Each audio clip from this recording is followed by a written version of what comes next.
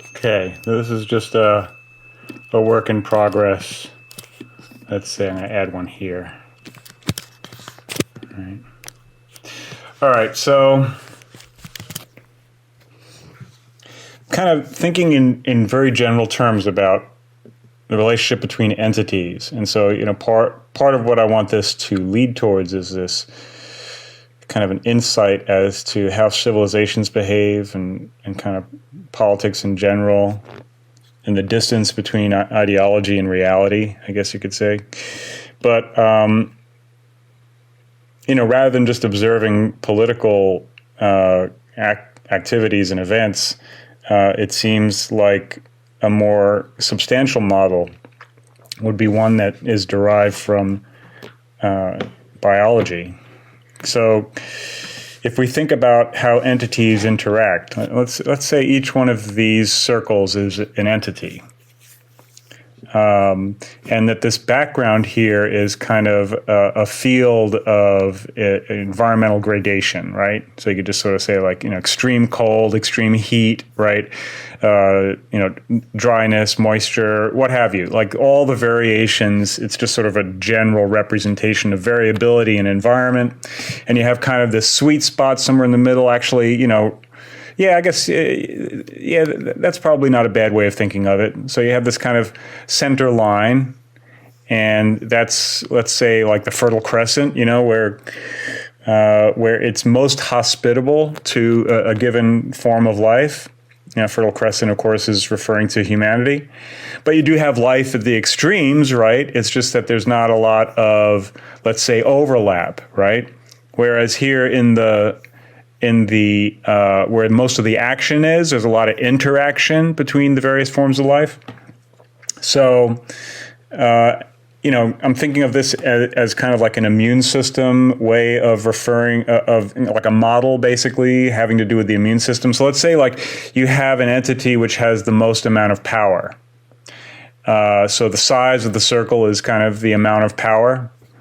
Now, obviously, there are going to be other entities which are vying for possession of that.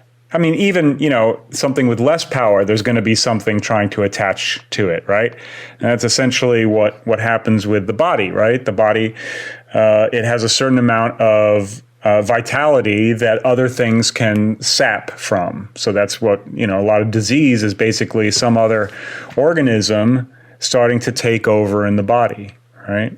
Whether it's cancer or some sort of bacterial infection. And then, we have the kind of competition amongst peers, different members of the same species, right? They are also vying for the sweet spot, right? There's competition for that sweet spot, but there's also, more or less interest in competing. So, when it comes to strategies for survival, the one which has the greatest benefit sort of enjoys that benefit the most. And so it has a position of relative comfort, but it's likely to be attacked by those who don't have the same benefit, the same comfort, and who are perhaps a bit more motivated. Usually the one who assumes this position of being, let's say, the big kahuna, they started by being in this position, right? If not completely outside of it, right? So sort of like, Napoleon, a bastard child on an island, just, in a sense, seeking revenge for the difficult position that he was placed in, then becoming in this position, right? So, we have now, like, let's say, large organizations that we can think of as being entities. So let's say, for example, Western civilization, having been kind of a backwater, eventually, compared to in ancient history, something like China, which was really the ascendant power, or India, right? So having been in a more, let's say, or rather less hospitable environment, it eventually finds a way to enter the game and attaches itself, right, through colonialism to these formerly great powers and starts to drag them down, right? Now, in these large organizations, what you get are you get this separation of basically specialization of work, right? So different functions are fulfilled by different types of individuals, different types of cells, you could say, similarly to what happens in the body. So maintaining that biological parallel, and so you end up with, like, let's say, those at the front line who are still relatively tough, right? And so there's this kind of interpenetration with those who you're fighting against. So that's like, basically the immune system defense. And then on the inside, you have kind of the endoplasm. You have the soft underbelly that consists of the people who are running the operations within the entity, right? The other organelles of the cell, you could say, right? And so it's very much sort of like a virus model where there's some sort of an attack happening at the perimeter, and there's an effort to establish a relationship so that the part of an entity like this, right? And they may leverage a relationship with another entity, right? And then get into this kind of a position where they're leveraging that other entity that's even further away from the center, has kind of more a tougher, kind of more brutalist mode of existence. And if they can get that to touch the big kahuna, then they're more likely to gain benefit. Right? They can absorb more than this one who's just the intermediary, right? If this one can steer someone else in that's even tougher and be kind of like, yeah, well, we can, do something about that. We might be able to rein them in, right? So like North Korea, right? So if I don't know that it necessarily functions this way, but China, right, has sort of attached itself to the United States, and North Korea is sort of this like bulldog, right, that saber rattles every now and then and causes a response here, maybe some kind of a deal, right? And it's like, then we'll rein this guy in, right? So the entity that has these ideals within the endoplasmic kind of operations. Should I say endoplasmic reticulum? I mean, is that an appropriate term here? There's a set of kind of rules and ideals that function within the interior, but those rules are suspended, right? All's fair in love and war, right? So kind of the reality on the frontier is really always quite different from whatever the ideals are that, and this sort of explains the corruption of ideals.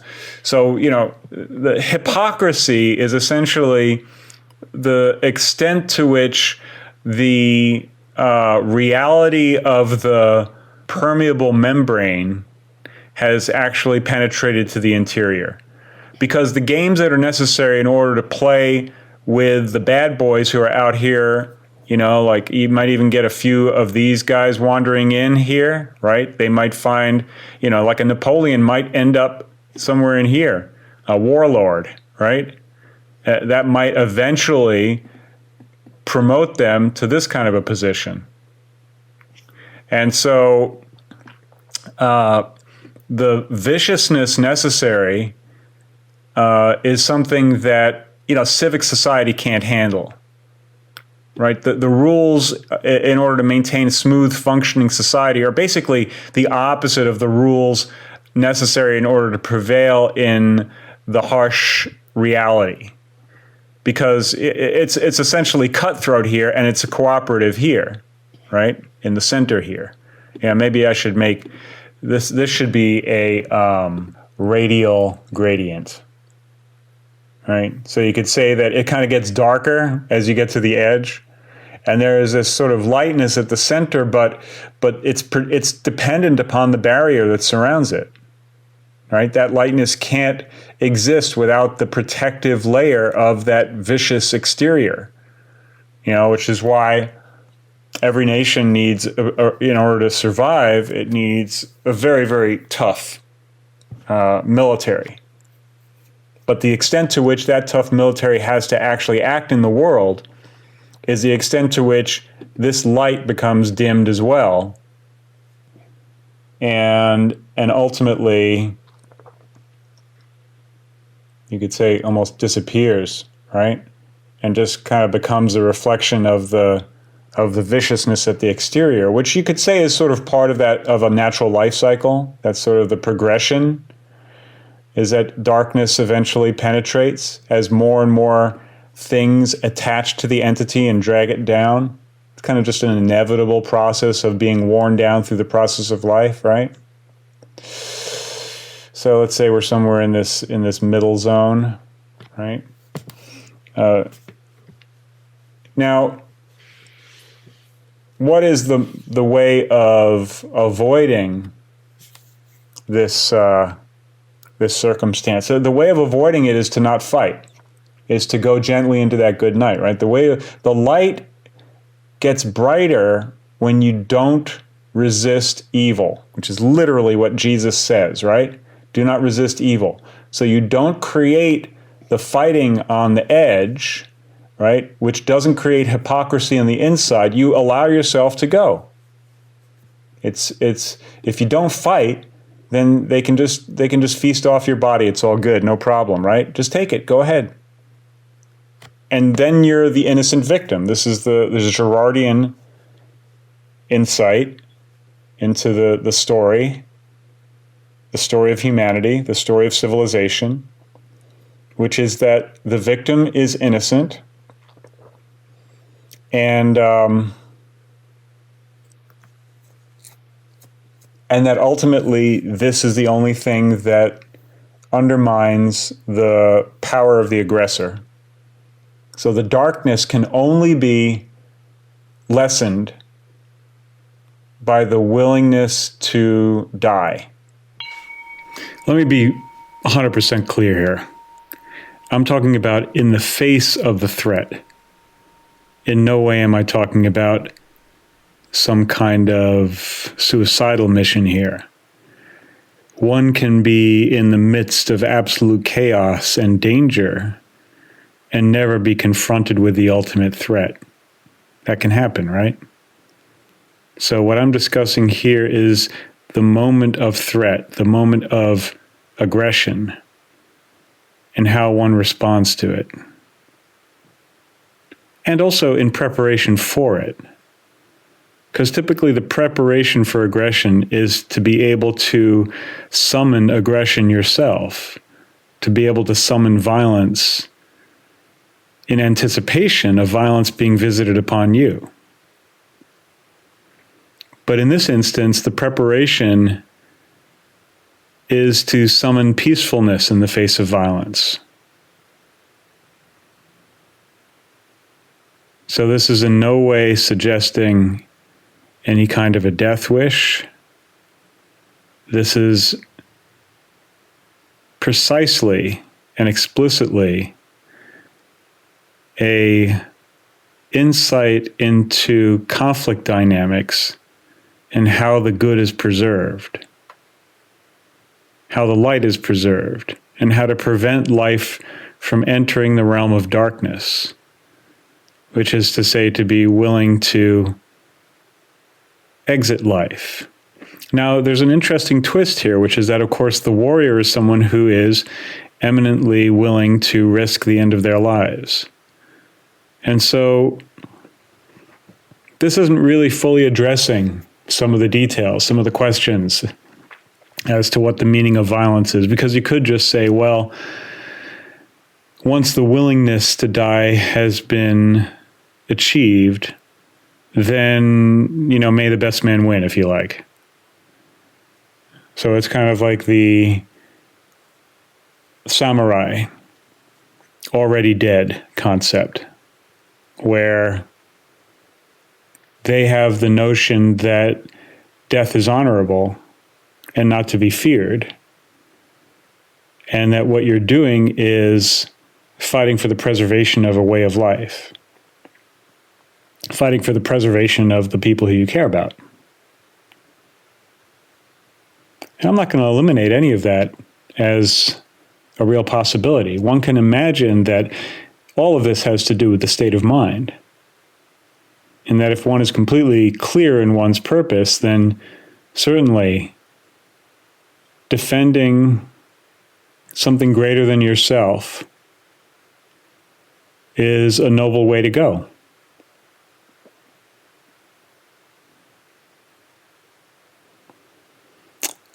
But the kind of base instinct of just preserving yourself, that's what we're really talking about. We're talking about the darkness that descends when one is only concerned with one's own survival, and that there's nothing greater. Now, there may come a time when the idea of fighting for your family, for your community, for your nation is an abstract concept that has no basis in reality. And in that case, maybe you're fooling yourself if you think that's what you're going to do. And that ultimately, because we're kind of atomized and the century of the self, the sanctity of the individual, all that kind of stuff, that maybe we just be fooling ourselves that we're doing something nobler than just trying to fight for our own personal survival, for the survival of this body that we happen to inhabit. So these are some very difficult questions that I think no one can answer except for themselves, and even then, maybe without having any certainty that you've understood it properly. I just want to be 100% clear here that I am in no way talking about people taking their own lives, nor am I saying anything about the question of violence. That's not really at stake here. What we're talking about is whether or not one is able to maintain the light of the spirit in one's existence, and how to avoid descending into a kind of satanic darkness where the only thing that matters is survival. So I hope that disclaimer is clear to everyone. It's only the attachment to the entity, to the physical configuration, that causes the darkness to descend. That's just the whole story.